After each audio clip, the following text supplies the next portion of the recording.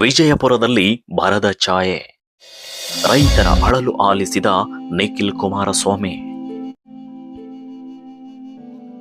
ವಿಜಯಪುರ ಜಿಲ್ಲೆ ಇಂಡಿ ತಾಲೂಕಿನ ಅಗಸನಾಳ ಗ್ರಾಮದಲ್ಲಿ ಮಳೆ ಕೊರತೆಯಿಂದ ರೈತರು ಸಂಕಷ್ಟಕ್ಕೆ ಸಿಲುಕಿದ್ದು ಬಿತ್ತನೆ ಮಾಡಲಾಗದೆ ಜಮೀನುಗಳು ಖಾಲಿಯಾಗಿ ಉಳಿದಿವೆ.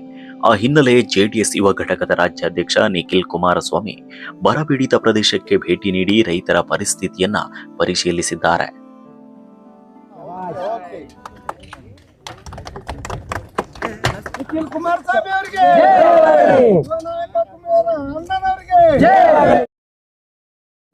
ಅಗಸನಾಳ ಗ್ರಾಮದ ರೈತ ದೌಲತ್ತ ಬಗಲಿಯವರ ಜಮೀನಿಗೆ ಭೇಟಿ ನೀಡಿದ ನಿಖಿಲ್ ಕುಮಾರಸ್ವಾಮಿ ಮಳೆ ಇಲ್ಲದೆ ಬಿತ್ತನೆ ಸಾಧ್ಯವಾಗದಿರೋ ಸ್ಥಿತಿಯನ್ನ ವೀಕ್ಷಿಸಿದ್ದಾರೆ. ರೈತರೊಂದಿಗೆ ಮಾತುಕತೆ ನಡೆಸಿ ಅವರ ಸಮಸ್ಯೆಗಳು ಹಾಗೂ ಅಳಲನ್ನ ಕೇಳಿದ್ದಾರೆ. ಈ ವೇಳೆ ರೈತರು ಸರ್ಕಾರ ತಕ್ಷಣವೇ ಭರಘೋಷಣೆ ಮಾಡಿ ಅಗತ್ಯ ಪರಿಹಾರ ಕ್ರಮಗಳನ್ನ ಕೈಗೊಳ್ಳಬೇಕು ಅಂತ ಒತ್ತಾಯಿಸಿದ್ರು. ಸರ್ಕಾರದ ಮೇಲೆ ಒತ್ತಡ ಹೇರಿ ರೈತರ ನೆರವಿಗೆ ಧಾವಿಸುವಂತೆ ನಿಖಿಲ್ ಕುಮಾರಸ್ವಾಮಿಗೆ ಮನವಿಯನ್ನ ಸಲ್ಲಿಸಿದ್ದಾರೆ.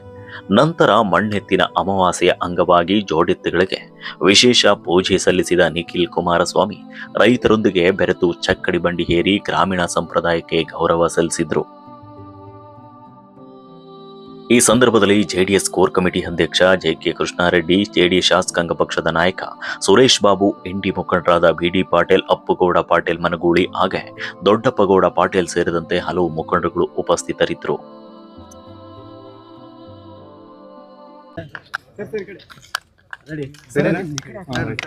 ಸರ್, ಈಗ ಬರಗಾಲ ವೀಕ್ಷಣೆ ಬಂದಿದ್ರಿ, ಏನು ಅನಿಸ್ತು? ನೋಡ್ತಾ ಇದ್ರಿ ಎಲ್ಲ ಕಡೆ, ಏನೆಲ್ಲ ವೀಕ್ಷಣೆ ಮಾಡಿದ್ರಿ? ಏನು ಜನತಾದಳ ಪಕ್ಷದ ಕಡೆಯಿಂದ ಪಕ್ಷದ JDLP ನಾಯಕರಾಗಿರ್ತಕ್ಕಂಥ ಮಾನ್ಯ ಸುರೇಶ್ ಬಾಬಣ್ಣ ಅವರು, ಪಕ್ಷದ ಕೋರ್ ಕಮಿಟಿ ಅಧ್ಯಕ್ಷ ಆಗಿರ್ತಕ್ಕಂಥ ಕೃಷ್ಣಾರೆಡ್ಡಿ ಸಾಹೇಬರು, ಜೊತೆಯಲ್ಲಿ ವಿಜಯಪುರ ಮತ್ತು ಬಾಗಲಕೋಟೆ ಜಿಲ್ಲೆಗಳಿಗೆ ಬರಪೀಡಿತ ಪ್ರದೇಶಗಳಿಗೆ ವೀಕ್ಷಣೆ ಮಾಡ್ತಕ್ಕಂಥದ್ದಕ್ಕೆ ಪಕ್ಷದ ರಾಜ್ಯಾಧ್ಯಕ್ಷರು, ಕೇಂದ್ರದ ಸಚಿವರು ಮಾನ್ಯ ಕುಮಾರಣ್ಣ ಅವರು ನಮ್ಮ ಎಲ್ರಿಗೂ ಕೂಡ ಬರಪೀಡಿತ ಪ್ರದೇಶಗಳಿಗೆ ಭೇಟಿಯನ್ನು ಕೊಡಬೇಕು, ರೈತರ ನಿಜವಾದಂಥ ನೈಜ ಸಮಸ್ಯೆಗಳೇನಿದೆ ಅದನ್ನು ಅರ್ಥ ಒಂದು ವರದಿಯನ್ನು ಮಾಡಬೇಕು ಅಂತಕ್ಕಂಥದ್ದನ್ನ ಈಗಾಗಲೇ ಮಾನ್ಯ ಕುಮಾರಣ್ಣ ಅವರು ನಮ್ಮೆಲ್ಲರಿಗೂ ಕೂಡ ಹೇಳಿದ್ದಾರೆ.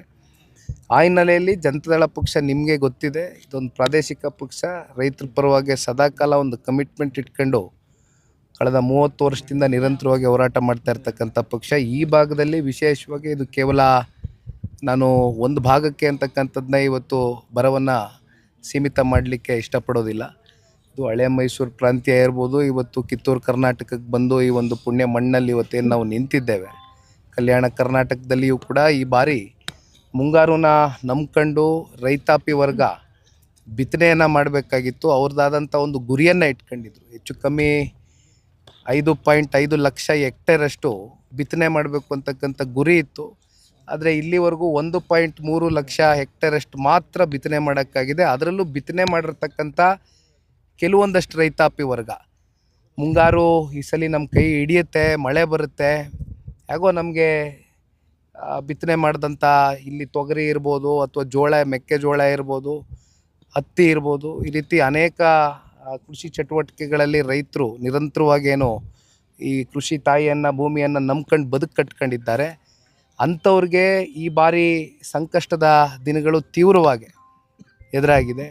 ಆ ನಿಟ್ಟಿನಲ್ಲಿ ಇವತ್ತು ಬಂದು ಬರ ವೀಕ್ಷಣೆ ಮಾಡ್ತಕ್ಕಂಥದ್ದಕ್ಕೆ ಈ ಭಾಗದಲ್ಲಿ ಇಂಡಿ ವಿಧಾನಸಭಾ ಕ್ಷೇತ್ರ, ಜೊತೆಯಲ್ಲಿ ನಮ್ಮ ಬಸವನ ಬಾಗೇವಾಡಿ ಎರಡೂ ಕ್ಷೇತ್ರದಲ್ಲಿ ಬೆಳಗ್ಗೆಯಿಂದ ರಾತ್ರಿವರೆಗೂ ರೈತರ ಹೊಲ ಗದ್ದೆಗಳಿಗೆ ಒಂದು ಭೇಟಿಯನ್ನು ಕೊಡಬೇಕು ಅಂತಕ್ಕಂಥ ತೀರ್ಮಾನ ಮಾಡಿದ್ದೇವೆ. ಇಲ್ಲಿ ಸರಿಸುಮಾರು 6 ಎಕರೆ ಜಮೀನನ್ನು ಹೊಂದಿರತಕ್ಕಂಥ ಈ ಭಾಗದ ರೈತರೇನಿದ್ದಾರೆ, ಇಲ್ಲಿ ತಾವೆಲ್ಲ ನೋಡ್ಬೋದು, ಸಂಪೂರ್ಣವಾಗಿ ಇವತ್ತು ಇಲ್ಲಿ ಏನೊಂದು ಮಳೆ ಆಗಬೇಕಾಗಿತ್ತು, ಇರೋದ್ರಿಂದ ಇವತ್ತು ಇಲ್ಲಿ ಯಾವುದೇ ಒಂದು ಬಿತ್ತನೆ ಆಗಿಲ್ಲ.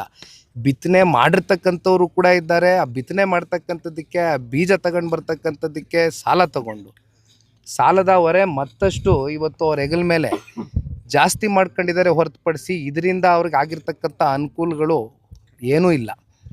ಹಾಗಾಗಿ ಇವತ್ತು ಒಂದು ವಿಶೇಷವಾದಂಥ ದಿನ, ಮಣ್ಣೆತ್ತಿನ ಒಂದು ಅಮಾವಾಸ್ಯೆ.